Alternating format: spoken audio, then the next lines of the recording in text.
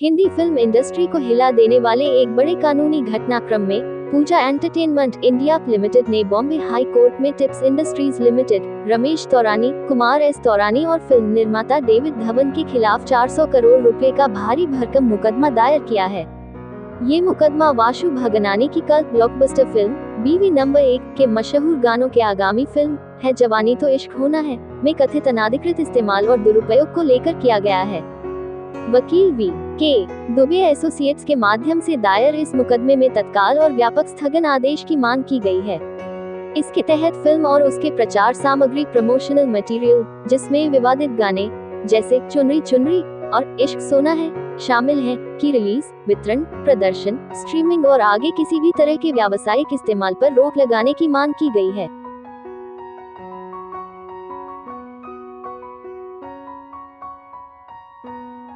एक अपने बारे में नाम से स्टार्ट करिए, ब्रीफ कर दीजिए, समझ जाएंगे। नहीं तो ये पूछते मैं बाकी पूछ लूँगा। आप स्टार्ट करिए ब्रीफ करके आपका नाम के साथ। हाई कोर्ट आज गए हैं आप टिप्स के खिलाफ और वरुण धवन के खिलाफ, क्या कुछ मामला है? क्योंकि चर्चाओं का बाजार जो है बहुत गर्म है बॉलीवुड में। मामला तूल पकड़ चुका है जी। आपको ये पता है कि ये मामला क्या है? सभी को ये, मुझे लगता है लगभग जो इस समय सोशल मीडिया में सबसे ज्यादा चलने वाला मामला यही चल रहा है। आप सभी को पता है कि वासु भगनानी जी के म्यूजिक राइट्स का अधिकारों का हनन हुआ है। उस इनके जो फिल्मों के म्यूजिक राइट्स हैं उसको गैर कानूनी तरीके से इस्तेमाल किया जा रहा है।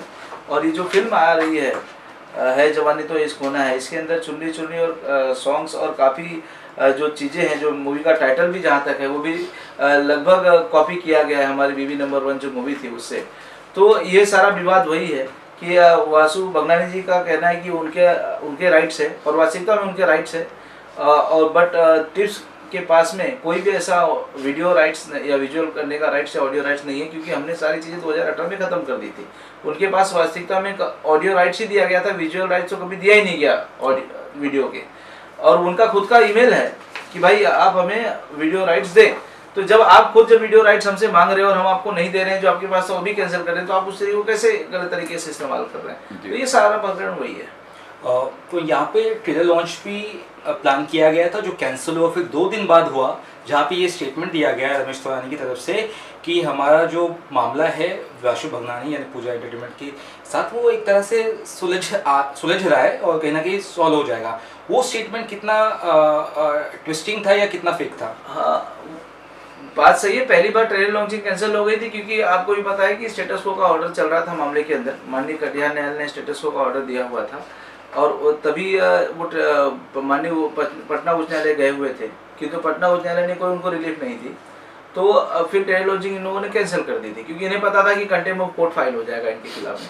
फिर ये सर्वोच्च न्यायालय चले गए और एक तरफा इन लोगों ने सुनवाई करके एक ही दिन में उसको और आदेश को खारिज करवा के फिर दूसरे दिन इन्होंने ट्रेलर लॉन्चिंग की। तो ट्रेलर लॉन्च किया तो फिर हम लोग भी काफ़ी सरप्राइज थे कि हमें तो पता ही नहीं था प्रोसीडिंग्स का कि ये लोग सर्वोच्च न्यायालय गए हुए हैं। क्योंकि अगर जब आप सोशल मीडिया पे बयानबाजी कर रहे हैं, सारी चीज़ें कर रहे हैं, तो आप में वो ताकत भी होनी चाहिए कि आप विपक्ष को नोटिस दें। तो आपने तो नोटिस दिए बगैर ही जाके वो मामला खारिज कराया।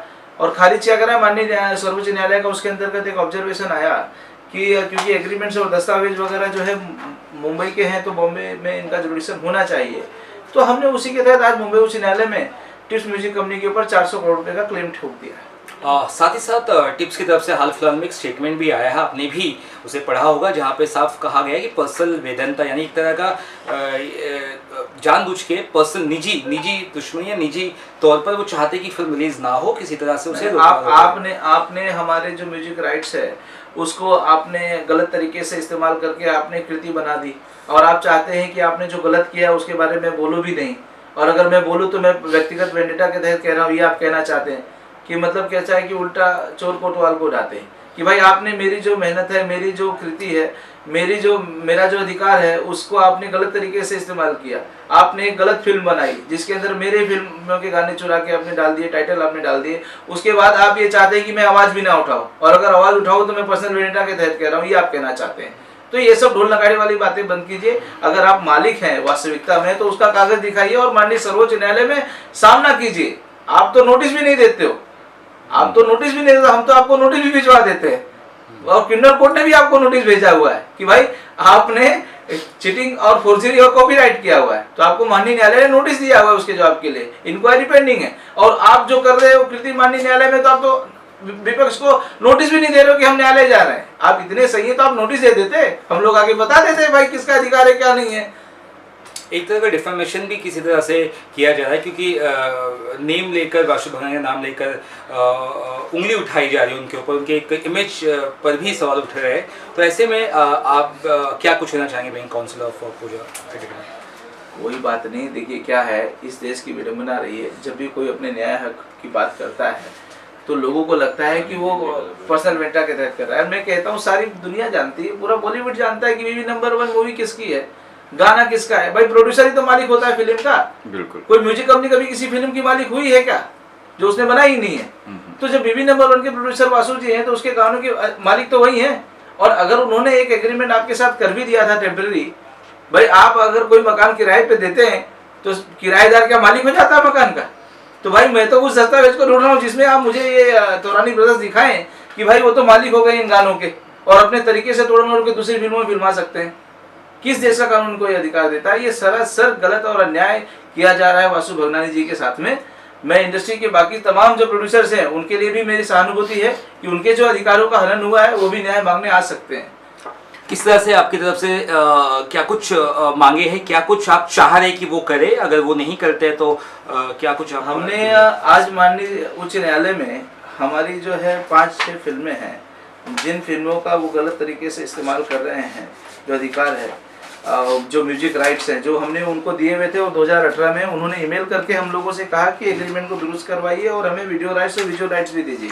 जो कि हमने नहीं दिए, क्योंकि उन्होंने जो पहले की रॉयल्टी और एग्रीमेंट में जो खामियां थी उसको पूरी नहीं की, तो हमने ऑडियो के जो राइट्स है तो भी खत्म कर दिए थे। तो ऐसी फिल्में हैं हीरो नंबर 1, बीवी नंबर 1, बड़े मियाँ छोटे मियाँ, तेरा जादू चल गया, मुझे कुछ कहना है। तो इन फिल्मों के ऑडियो राइट्स हमने पहले दिए थे, जो हमने 2018 में खत्म कर दिए। तो जब आपके पास तो ऑडियो राइट्स भी नहीं रह गया, ना आपके पास में सुनने का अधिकार रह गया, ना जो देखने का अधिकार रह गया, तो आप किस अधिकार के तहत ये नई मूवी में वो सब गाने डाल रहे हैं और उसके बाद में आप कह रहे हैं कि एलिगेशन डाल रहे हैं? ये तो गलत है ना। तो क्या फिल्म रिलीज होने अब कदम क्या होगा, नेक्स्ट कदम क्या होगा आपका? कदम नेक्स्ट कदम हमारा है कि माननीय न्यायालय, उच्च न्यायालय से हमने टिप्स के ऊपर 400 करोड़ का मुकदमा दाखिल किया है कि इतना मुआवजा हमको, अब तक का जो इन लोगों ने गैरकानूनी तरीके से इस्तेमाल किया हुआ म्यूजिक राइट्स को, लगभग 400 करोड़ हमने आकलन लगाया है। और ये कहा है कि माननीय न्यायालय ये खुद इन लोगों से पूछे कि इन लोगों ने कितने OTT प्लेटफॉर्म्स और सोशल मीडिया प्लेटफॉर्म्स पर इन लोगों ने एग्रीमेंट किए हुए उसका ब्यौरा दे और 400 करोड़ रुपए हमको उसका मुआवजा दे।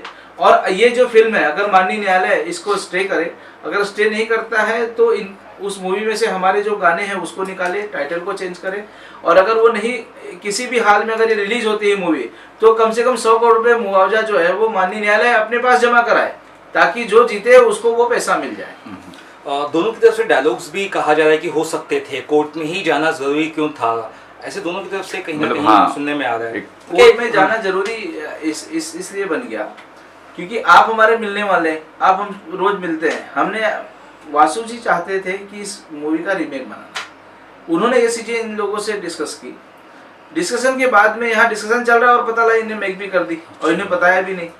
तो भाई आपने सुन के आप चीजों को कॉपी करके आप बना दिए, तो हमारे पैर तो जमीन खिसक जाएगी कि भाई मेरी कृति के आपने ऑलरेडी कॉपी बना दी बिना मुझसे पूछे, बिना मेरी जानकारी के, और अब आप चाहते हो कि मैं केस कोर्ट कचहरी भी नहीं करूँ, न्याय भी नहीं मांगू। अच्छा, कहीं पर ऐसे भी होता है कि जैसे कि कोर्ट तो गए हैं, केस चल रहा है वहाँ पे, लेकिन कई बार बाहर से ही बात होती है, वकील बात कर ले जाए, इस तरह से कोई मामला? कहीं बातों का अधिकार मुझे नहीं प्राप्त है और ना मैं उसमें गिरना चाहूंगा, वो क्लाइंटों के आपस की बात है, चाहे क्योंकि दोनों बड़े नाम हैं।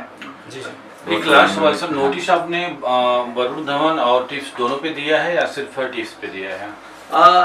माननीय न्यायालय में तो सभी के खिलाफ हमने दाखिल किया हुआ है नोटिस, तो जो उदा किशनगंज माननीय न्यायालय द्वारा गई है सब पे गई है, डेविड धवन जी के ऊपर गई है, बाकी टिप्स म्यूजिक कंपनी पर गई हुई है, तौरानी ब्रदर्स पर सब पे। ये जो 500 करोड़ का आपने दावा किया है, इसमें नोटिस किसको किसको गई है? इसमें 400 करोड़ के लिए जो है वो मुकदमा दाखिल है टिप्स म्यूजिक कंपनी पे, 100 करोड़ पे ये आने वाली फिल्म है उसके ऊपर।